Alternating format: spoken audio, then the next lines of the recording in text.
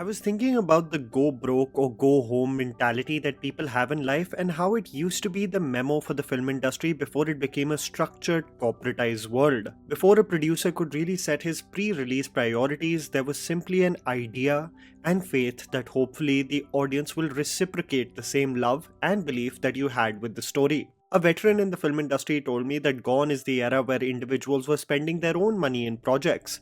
If you find someone who is investing their own personal funds today, you know he or she is off the rails. This is something that Sunny Deol recently faced as a producer. When asked about why he doesn't produce films regularly anymore, he said, "Whenever I take up the role of a producer, I go bankrupt. Years back, I could control things because distribution was normal. They were people we interacted with.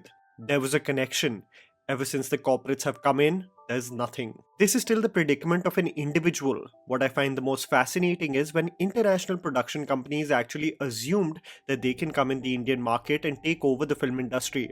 But history has proven that these huge conglomerates just struggle to understand the audience and its changing patterns. Disney had taken over the flag bearer of compelling and challenging cinema, UTV motion pictures, something that especially millennials equated to making considerable impact in Hindi cinema, led by Ronnie Screwvala and Siddharth Roy Kapoor, but changed the very ethos of the same company and what it stood for. The same production company that bankrolled films like Rang De Basanti, Khosla Ka Ghosla, A Wednesday, Kamine, and Peepli Live after the takeover streamlined films like Fitur and Mohenjo Daro, and exited the market after a smash hit Dangal in 2016 and a disaster like Jagga Jasoos in 2017. The exit of another international company from the Indian market is very interesting, which I will dwell on a little later. There are so many examples of international producers losing everything due to a crazy ambitious project. The 1980 disaster of Heaven's Gate that killed the director-backed stories, the notorious 1995 box office bomb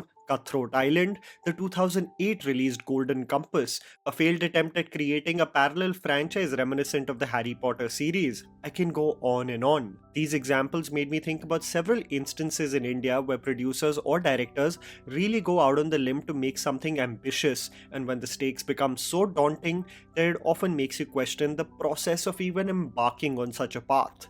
So here is Tried&Refused Productions with 10 Indian movies that made producers almost lose everything. Indian 2.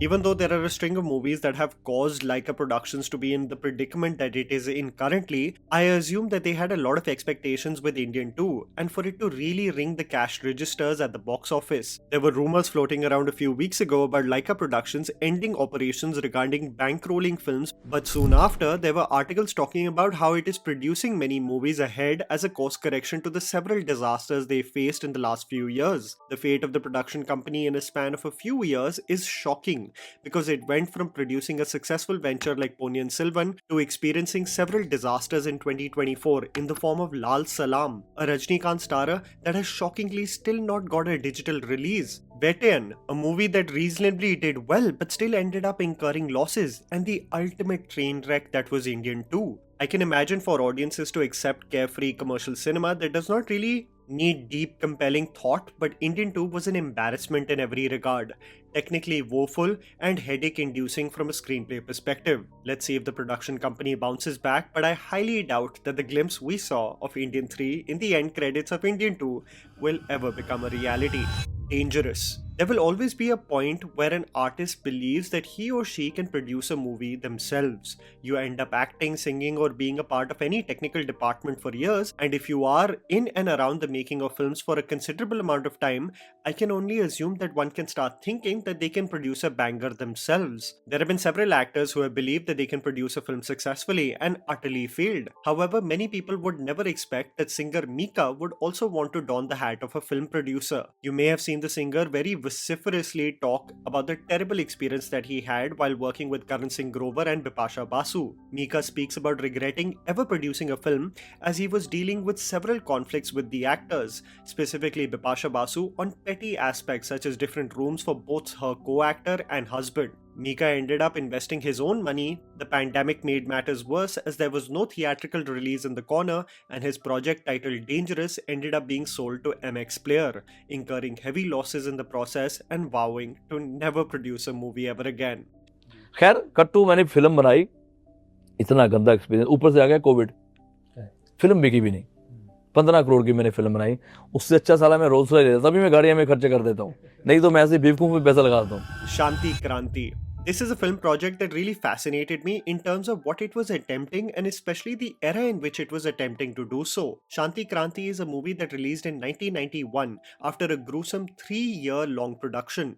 The movie was written, directed, produced, and starring V. Ravichandran. The Kannada actor wanted to make a pan-Indian film in the late 80s, roping in the likes of Nagarjuna and Rajnikant in the film too. There were several instances during the making of the film that V. Ravichandran wanted to give up the project of completing the film, urged by his own father, a co-producer, to complete the project irrespective of the roadblocks that come his way. The film was to be simultaneously made in Tamil, Telugu, and Hindi, and V. Ravichandran struggled with schedules of the stars and heavily invested on sets being erected to emulate iconic landmarks of Bangalore.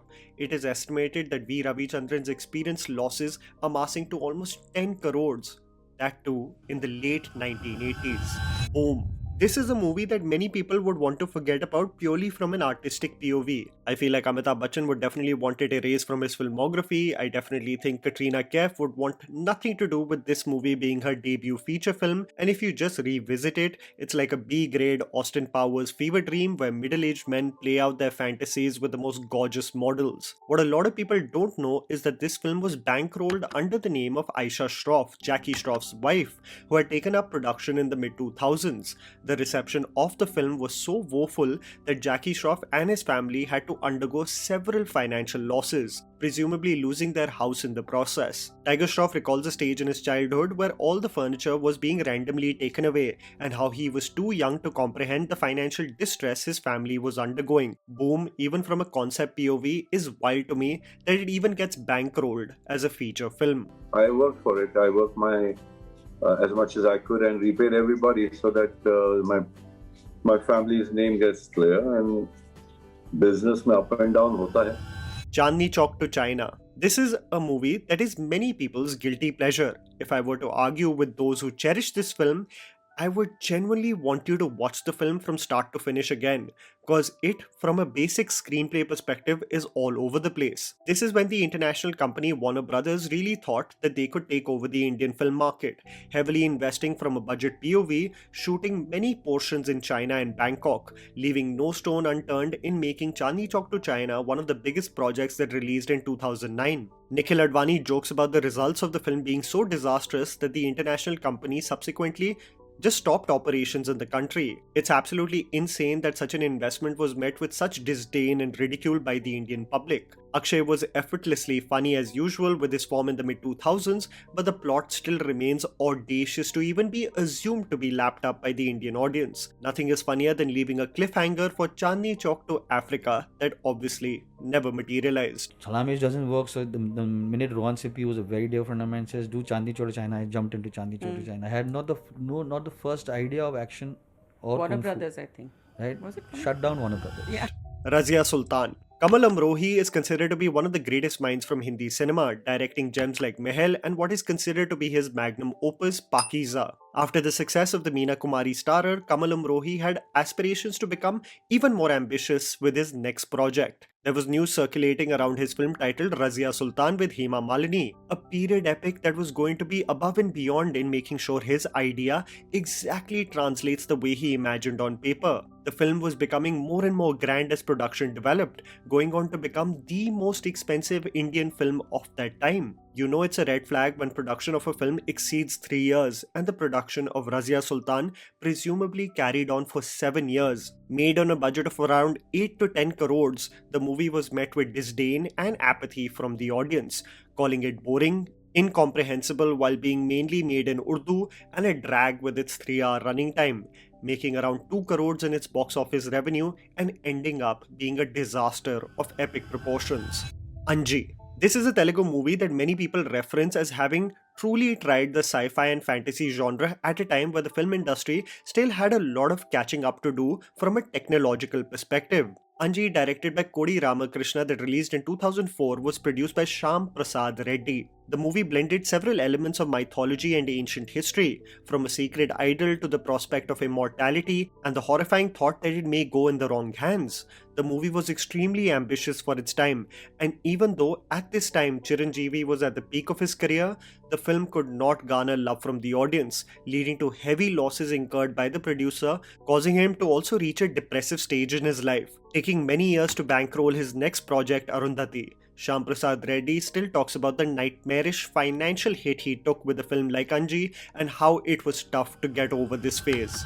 Miran Nam Joker. I don't think one can really create a video on this topic and not talk about the daunting risks someone like Raj Kapoor took with a film like Miran Nam Joker, a movie that he still holds very dear to him, for the love and affection with which he made it and for the heartbreak he endured when it was unanimously rejected by the audience. A deeply philosophical tale on the journey of Raju, a clown with the motto that the show must go on. Despite whatever hardship he endures, the smile remains for the entertainment of the audience. Love, heartbreak, and acceptance of the circus-like world, the movie was over 4 hours and 20 minutes long, a critical and commercial failure from the onset. A film that was in production for over 6 years left Raj Kapoor in financial ruins, having several of his assets mortgaged, compelling him to make a small film like Bobby with newcomers later on that actually turned out to be a surprise blockbuster.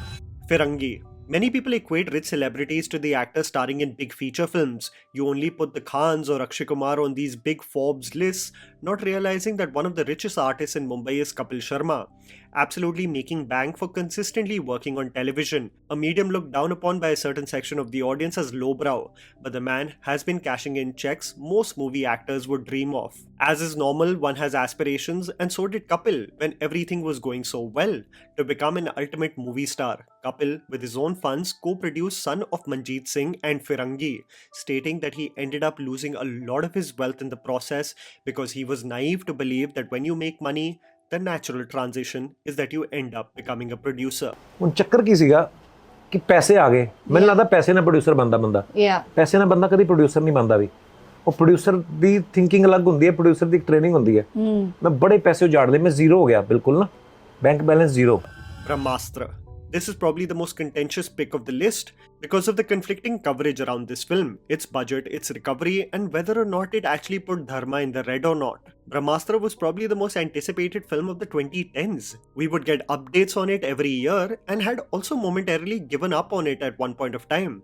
This is the reality because the release dates of the film would consecutively get pushed owing to the time that was being spent on the technical department, specifically its VFX. Had only Ayan spent equal and ample amount of time on the screenplay of the film, the results of the movie at the box office would have been entirely different. With an over 400 crore budget barely recovering its cost with a worldwide gross of just over 400 crores, it would be naive to say that these were the projections Dharma had for its monumental project. The reason why I even mentioned this film on the list is because it is subsequently met with no plans of the sequel going on the floors as of now, and there being no specific timeline of the franchise, and everything seems to be just in the dark about this film. This, followed by the 500 crore stake sale by Dharma, has really made people speculate whether this franchise will truly continue, or did we just see a what if scenario of the cliffhanger of Dev?